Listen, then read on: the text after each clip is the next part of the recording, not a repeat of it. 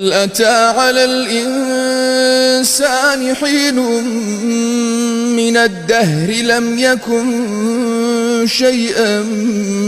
مذكورا إنا خلقنا الإنسان من نطفة أمشاج نبتليه فجعلناه سميعا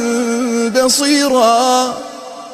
إنا هديناه السبيل إما شاكرا وإما كفورا إنا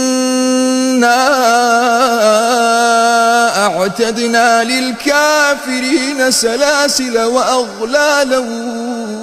وسعيرا إن الأبرار يشربون من كأس كان مزاجها كافورا عينا يشرب بها عباد الله يفجرونها تفجيرا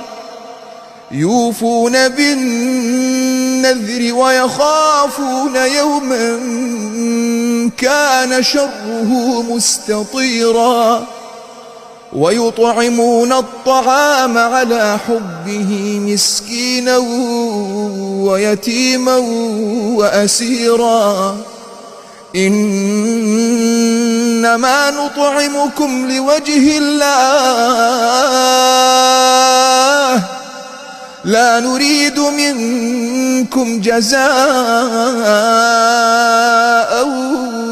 ولا شكورا إنا نخاف من ربنا يوما عبوسا قمطريرا.